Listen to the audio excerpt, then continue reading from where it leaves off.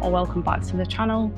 Today we are going to be creating a very easy, very hopefully budget friendly low-tech scape in this 30 cube aquarium. Now this isn't for me, this is going to be a tank for my mum. I think it was like 2 years ago I scaped her a little tank and the fish are all still thriving and happy, but yeah, I've sort of not paid it much attention and it's kind of got away from me, so I thought, you know what, we'll scape a fresh new tank, and yeah, it'd be very easy, hopefully something that, you know, anybody could kind of replicate. As I say, hopefully going to be pretty budget friendly, so I'll kind of total up how much something like this would cost. All easy plants. We're not going to be using this light. This is a slightly more expensive light. There's a cheaper light which will be fine for easy plants. So yeah, the inspiration for this tank is there's a tank that was created by, I think it must have been one of the ADA Soiki, I don't know how you say it, Soiki creators, and I'll find an image and overlay it. And I've always loved it, and it's so simple. You know, I want to say it's nothing groundbreaking, but it kind of is because of its simplicity.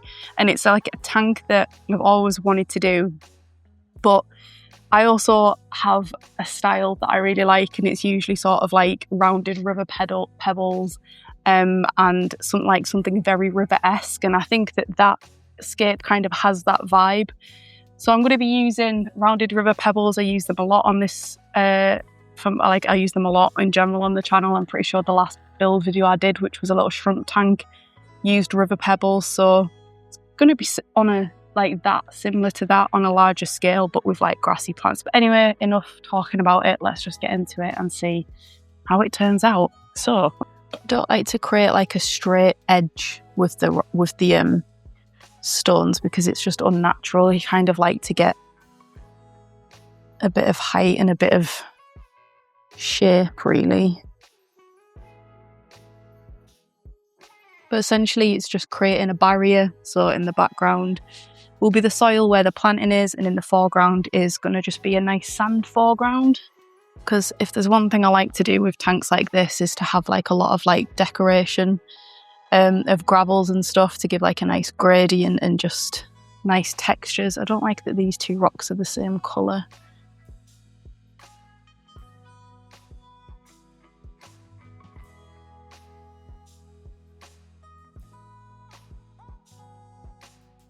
I've said I don't like to create a straight line, and I've practically just created a straight line. I think what we'll do now that we've got like a basic barrier, because we kind of need to like build up in terms of height and stuff, we'll put the aqua soil in and then sort of like build up on that, so we've got like a base to build the rock on. So the aqua soil I'm going to be using is ADA Africana. You can't actually, I think this is like been discontinued, so like what's left of it is all that's, I guess, available. But you can still grab this at Horizon Aquatics, and it's like it is a red colour, so it's not to everyone's taste, but when the plants are sort of covered over it, you're not really going to see it anyway. And I guess if you wanted, you could cap it with soil, although that's not something that you really need to do with aqua soil. But it's a very good soil for beginners, and it doesn't leach like high amounts of ammonia and things like that, and it also keeps the water really clear. Even just from the first fill, so you don't have to like do so many water changes with it. So it is a shame it's discontinued, because I think it's a really nice soil. It is sort of like, it is clay based still, but it does seem to last a long time, so it's something that you could use for long-term scapes as long as you was to root tab it.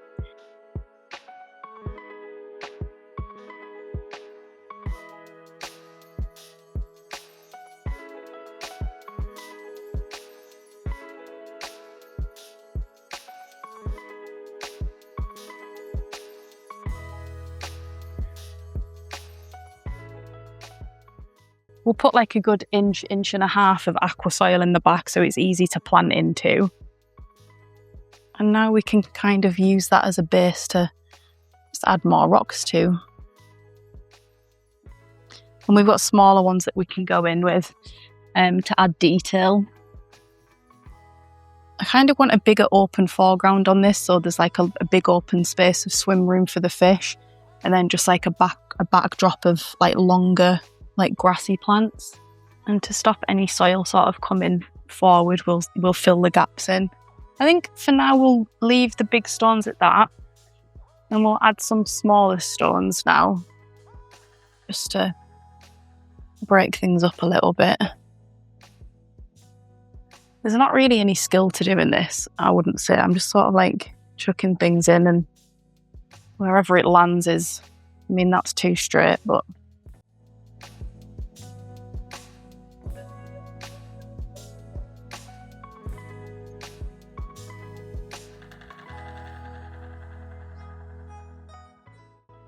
the thing, when these stones are dry, they don't have much colour, but when they get sort of like wet, you'll see them all change colour, and then you get this like really, really nice natural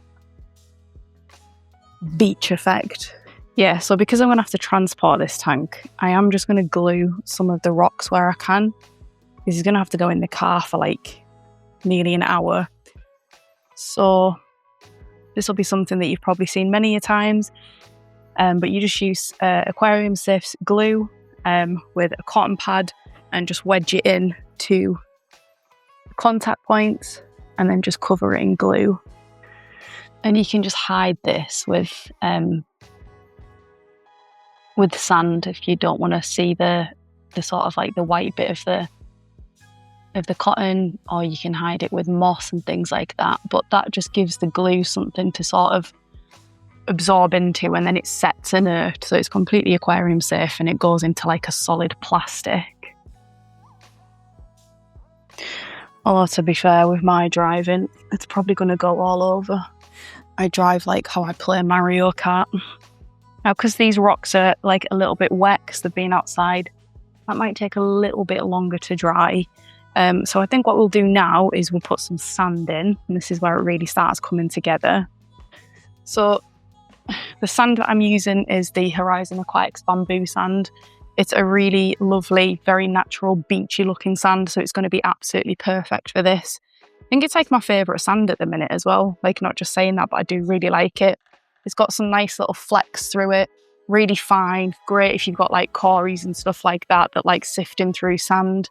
And my mum does have some pygmy cories, so it's kind of why I picked it. So they've got like a nice sandy area to sort of like sift through.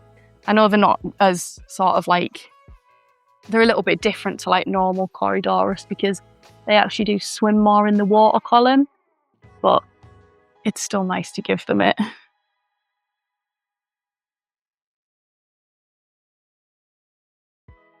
Yeah, that's awesome. Be able to see. We'll just do a nice skim in the front.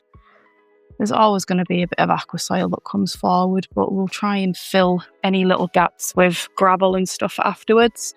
And sand. Sand will fill in the little gaps too. Like in there. And in there. It's better to fill those gaps in because they become dead spots for detritus to build up in. And you definitely don't really want that, so...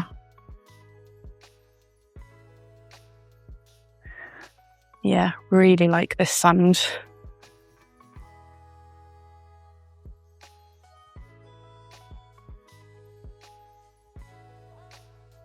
And this is where you can kind of start building it up so it just looks a bit more 3D, a bit more textured.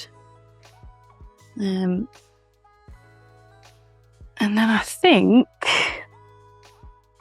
we'll put some... This is extremely dusty and I should probably wash it first.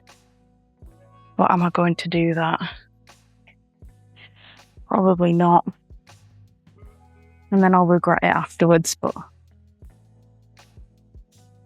It'll look weird if I wash it at the minute because Yeah, we'll just do an extra water change if need be. This is just like a finer gravel to add some details. I don't normally record whilst I build tanks because I spend a lot of time talking to myself and questioning my decisions, and I'm like, nobody wants to hear that.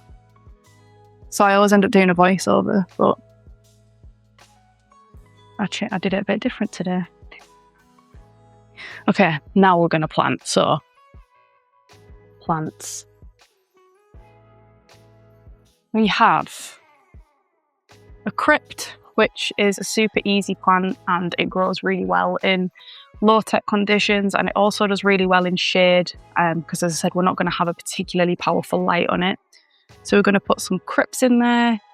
I've got a fairly new plant from Tropica, which is Sagittarius subulata needle leaf.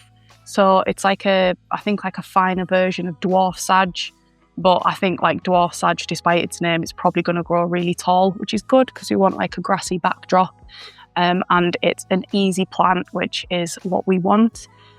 So that'll be cool. Then we have also got from ADA some Helanthrium tenulam broadleaf. This is a fairly easy foreground to mid-ground sort of carpeting plant. It spreads on runners. It can get away from you, it can start to take over, but I think it'll be fine in this setup. It's not got CO2, it's not got highlighting, so it might sort of grow a little bit slower and a little bit more controlled.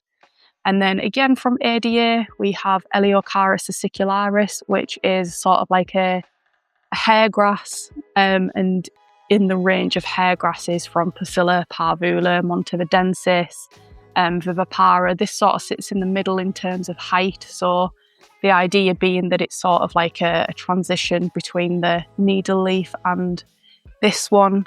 Also, with it being finer, it might add a little bit of depth to it as well. And then we have some Anubias mini coin, just for little sprigs of detail in the foreground. And as I said, I might pinch a Blixa japonica out of my big aquarium, and I have some moss as well. But again, that's been harvested from another aquarium because I've got loads of it, so there's no point in buying it.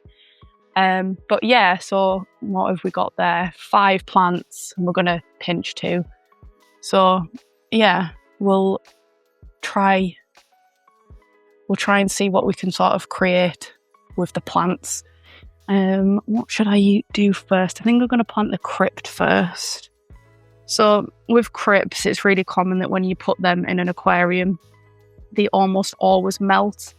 Known as crypt melt, and it's just because they're grown in greenhouses immersed, meaning sort of like out of water. And then when you put them under the water, they need to go through like an adaptation phase and turn their leaves, program their leaves to sort of like grow underwater. So they look ever so slightly different, but crypts are probably one of my favourite plants. I would love just an all crypt aquarium. I might even do it. Or pretty much all crypts because they're easy. It does take a little bit of time for them to sort of like get going, but once they do, they're like just one of the easiest plants. They're hungry root feeders, so they do like to be like supplemented with root tabs as opposed to liquid fertilizer, especially in a high-tech aquarium. But I think these will probably do fine. So we've just got most of the rock wool off there. And it'll come as a big clump, but you can kind of see there's lots of individual plantlets, but I'm probably just going to break it off into 2, I think. Gently. Although I think it's going to be 3. Which, to be fair, oh no, that's all stayed together. So we've got 2 clumps. This is Petchi or Petchii. It's part of the Wendtii family, so there's a big family of crypts, which are part of the I don't know if it's Wendtii or Wendtii, I don't know how you say it, but we'll just go with that. And in that sort of genus, you've got different species. So you've got Petchi, brown, green, and then you've got like the Spiralis species. So there's absolutely loads of plants within the crypt family. So when I say I wanted to do an aquarium out of all crypts, it's because there is that many different species of different sizes and shapes. That you probably could literally do like a a species-only aquarium. But we'll save that for another day. So where are we going to plant these? I think closer to the front, but bearing in mind we've got to make room for the antennae. So I think somewhere like here would be nice. And then we'll go in and out of those with the tenolum. So we'll do that next. So you can see that that plant came in a pot. It was grown immersed. These are grown in lab conditions. So they're like baby plantlets. They look smaller, but you get more because they're babies. So you get a lot in here. And with them being grown in a lab, they're pest-free, snail-free, chemical-free, pesticide-free. Yeah, just like a pristine plant. They usually come with a gel or a liquid, which you can just wash off. This looks like it's a liquid. That'll do. Not getting any fish put in straight away, so I'm not bothered if there's this nutrient water in it for now, because it'll be getting daily water changes or every couple of days. So you can just break this. You can kind of see I don't know if you'd call it a stolon, but you can kind of see each individual plantlet. That's where you would just break it off.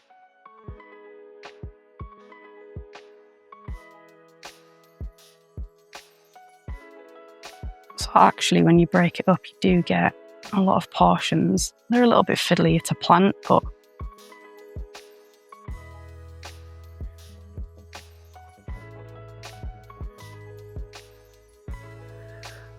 so I think the next plant we'll do is the dwarf sage, and then we can go in between that with the acicularis. Probably not going to look that much different to the Helanthemum at the minute, but we'll kind of just stick this in the back, and this will absolutely just grow wherever it wants to grow. So it's probably going to be one that every now and again just have to pull up any of the runners which have got to places that I don't want them to go. Same thing with tissue culture plants, even though we only started with like 5 plants and you think there's no way that's going to fill like that tank, but there's just so much in them. I want to keep this plant sort of like heavier at the sides, but as I say, it will go where it wants to go eventually, so there's no point like overthinking it too much. I think that's like, we're barely going to have any room for the acicularis, so I think I might stop there with that for now. And then literally any gap, you put some of this in. I don't even know if I'm going to need to use all of this either.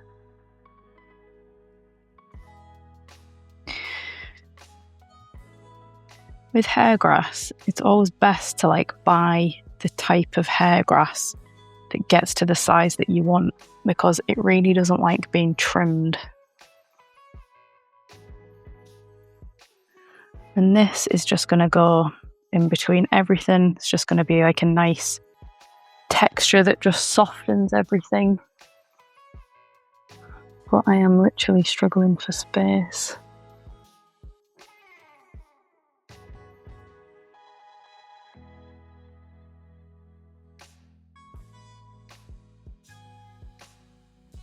The thing what I love about these ADA pots is because they come in a big pot, it gives the plant a chance to grow. So this actually looks like the biggest plant in there, even though like the sage will grow a lot taller because it's been given the room in the pot. You do get quite a nicely established plant with these. The heavier you plant at the beginning, the better sort of like success that you have in terms of like the early stages of algae and your water parameters getting balanced quicker and the actual balance of the tank happening quicker. So always plant as much as you can. And I know it's like expensive, which is why we're kind of doing this on a budget, but try and put a good chunk of it towards plants, because it really does make all the difference. And I know it's really tempting as a beginner to buy a pot because it looks bigger and it looks like you get more, but if you go all tissue culture, you can see this is like really, oh, we've got too much. Right, that is it. That is it. I'm done. Oh no, that looks a good bit. I'm not done. I'm not done. Squidge you in there. Right. Now we're done. Right, so that's all sort of like the main plants done. So the last thing to do now is just to add the little epiphytes and moss in sort of like the foreground. So we've got some Anubias mini coin, which is like my favourite Anubias. It's so cute and small. And we're also going to add a little bit of moss as well. So you can usually just wedge these in, but again, because I am transporting it, I am just going to add a little bit of glue just to keep it in place. So if you kind of just add it sort of like to like the root bit, not quite the rhizome, just because glue can sometimes be quite strong and it can damage the rhizome a little bit. So if you just kind of put it on the roots, obviously if it damaged one root, it's still got, you know, loads more. I'm just going to slightly trim these roots, mind. I don't mind them being long. In fact, it looks really nice, but I think when you first plant it and everything's just a little bit bare, it just looks a bit weird. I'm just going to trim them. Apparently it does stimulate new root growth anyway, so it's not a bad thing. I don't like little worms. I don't like worms. Right. So that's quite a beast of a piece. That's probably the biggest bit, can probably go in there, I think. Yeah, I'll stick it in there. Just add a little bit of glue.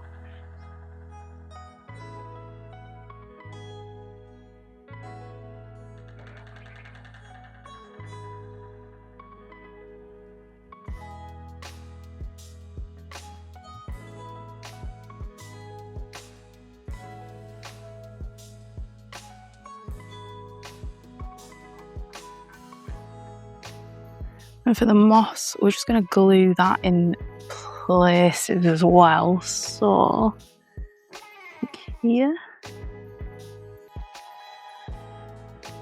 Just a very thin layer of glue. And just...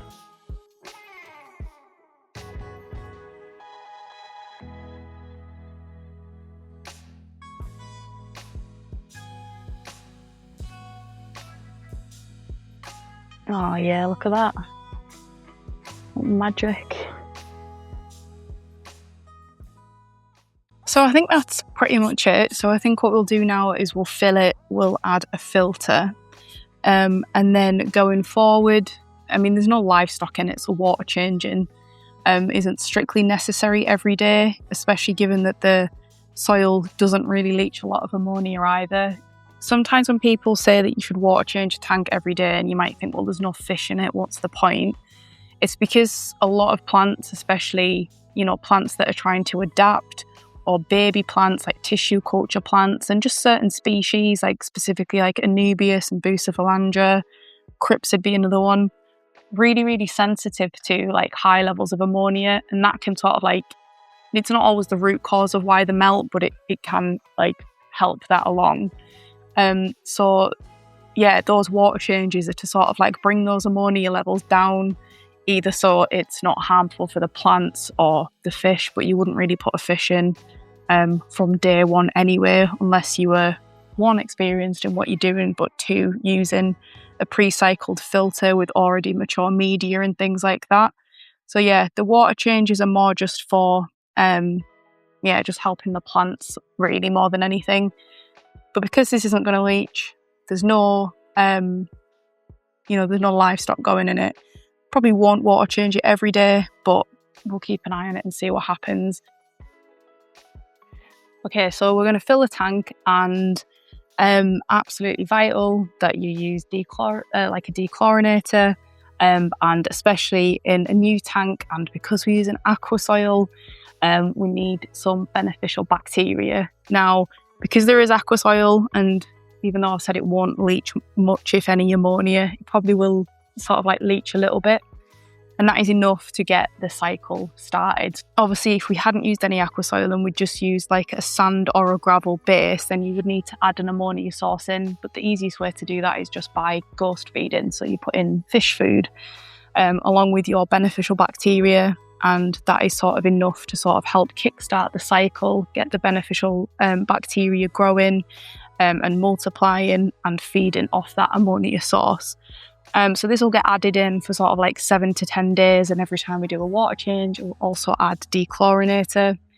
And I mentioned that this is going to be budget, so there is just going to be like a really budget filter on there. I think the brand it's off Amazon and it was really cheap. I think it's like a Nycrew brand or something like that, which will be fine for something like this. Normally, like on like my sort of tanks when I'm doing a setup, I really do love Oasa filters. That's just my preference. So I use like the Filter Smarts or the Biomasters, or on my ADA system we've got the ADA Superjet.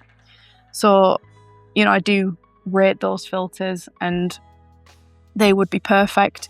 But as I say, because it's budget, we're just going to go with sort of like a cheap budget brand. There is an Oase Bio Compact. They do a 25 and a 50, which would be ideal. But I just so happen to have one of these cheap ones kicking about. Yeah, it will be absolutely fine. So that's what we're going to use.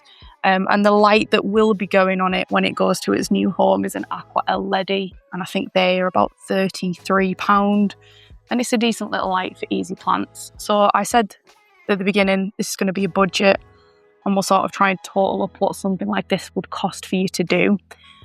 So I'm just going to get my calculator out because maths is not my strong point, so bear with me. So this tank, I didn't buy this tank now. I've had this for a while, but I think at the time I probably paid about $69 or $79.99 for it. So let's just say, I don't know, £70 for the tank. You could definitely get one secondhand for cheaper. But this is a low iron opti-white glass, so it is a decent tank. So let's just say £70. I think the filter was about £15. The light was £33. And now on to sort of like the hardscape, the plants and stuff. So that little bag of soil was $7.99.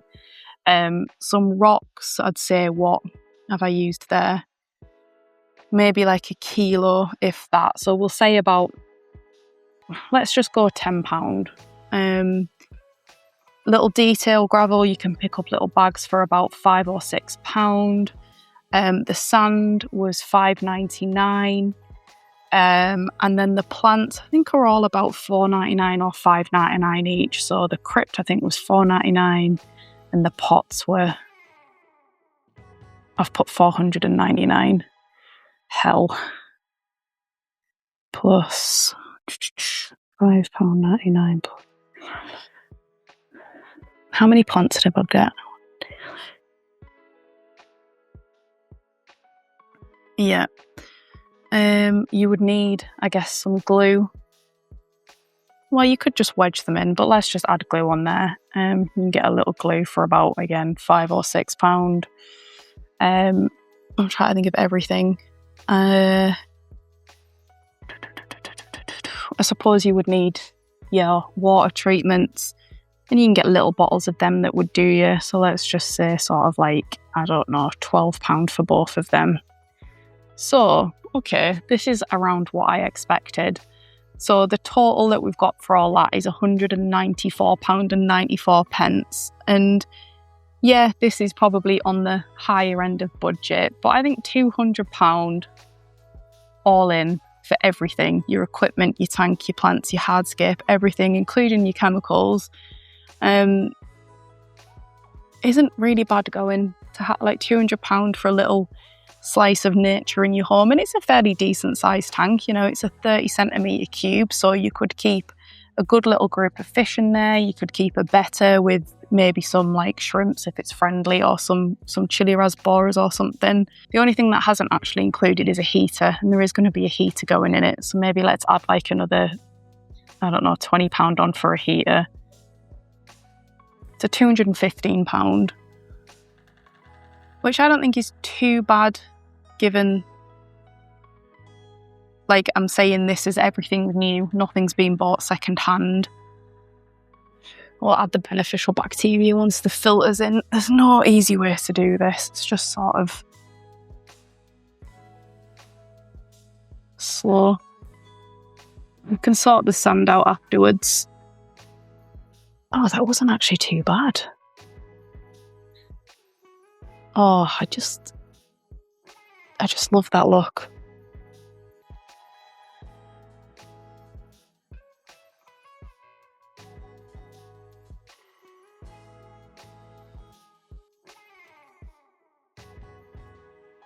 So I will fit the filter shortly, but it is kind of like ugly. It'll get hidden by the grasses eventually, but yeah, just to sort of show it as it is, I just thought I'd leave the equipment out for now. But that's it. So obviously the hope is that these plants will fill in and create sort of like a nice lush green backdrop. Yeah, I'm excited to see this one growing.